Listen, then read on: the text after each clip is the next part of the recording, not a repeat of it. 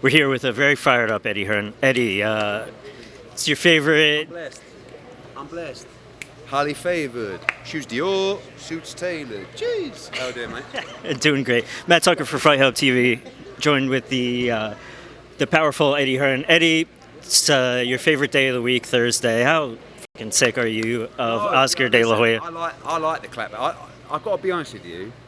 At first, I thought the clapback was so cringe. It was like awful, but I actually quite like it now. There is a part of me that does sort of look out for it on a Thursday, so I think it's good.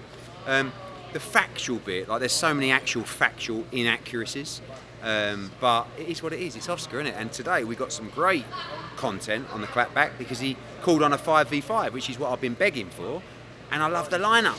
And hopefully we can deliver what would be an incredible night for fight fans. He's kind of offering up a 6 versus 6. He called you out. What do you make of all that? Yes, I mean, look, obviously physically, I'm much more imposing with him. I don't have the fake abs. Got one ab, and the rest is like a big belly. He is one of the greatest pound-for-pound fighters of our generation. I'm quite a bit bigger. I would be quite a significant underdog in that matchup. But listen, there's always a number. But I would much rather just sit ringside with His Excellency and watch what would be an incredible night of boxing. So we'll see. I reached out to Golden Boy and just said, listen, jokes aside, let's look into it. I think it would be amazing. This might be a Mandela effect, but I vaguely remember him going up against Shaq in an exhibition. Really? Yeah, you might want to check that out. I'm like 95% sure that actually happened. Smaller than Shaq. But You do have some size, don't cut yourself I short. do have some size, but I don't have any ability. That's the problem. You never did any training, any... A couple of amateur fights for about 3 years. I always thought I could fight, but I was pretty useless, to be honest with you. But I've been around boxing quite a long time. Game, but useless. What do we have to do to make that fight? Because it's really random, it's kind of crazy, but I love it. You versus Oscar. Really? Oh, what you have to do is give me an unbelievable massive bag of money, and I will do it.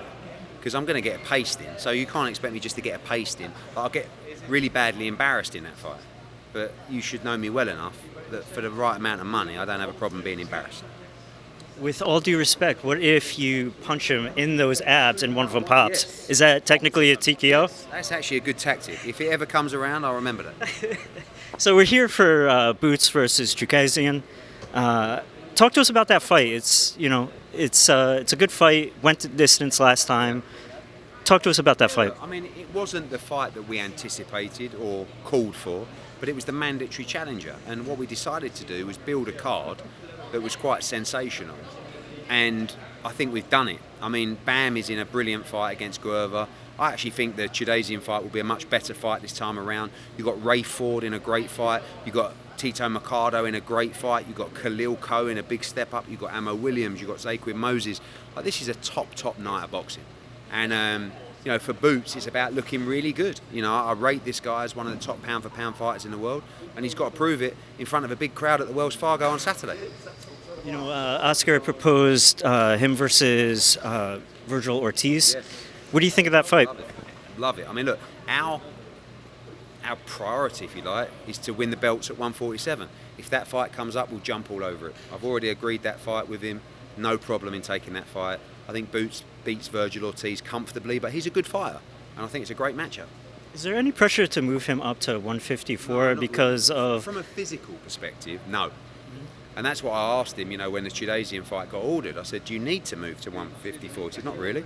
And that's why we stayed, But look, we've got to chase those big fights however they come.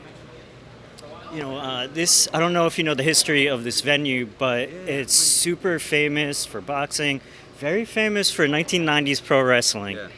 If you had to say one thing to Oscar De La Hoya in your best pro wrestling mindset, Don't think you do. just a little bit, maybe what you gonna do, brother? Let's wait till we see if, what you gonna do when Matchroom come and beat the shit out of you. Something like that. But yeah, we'll save that for the build-up. Hopefully, jokes aside, hopefully we can get that made. I think it'll be tremendous for the sport. I love it. Eddie, I know you have to run. Always good to see you, my brother. Thank you, mate. I'll see you. Yeah, I'll see you tomorrow. Cheers, mate. Thanks so much.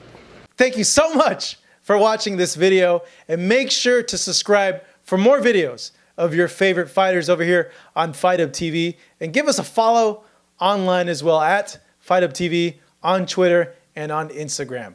We appreciate it, guys.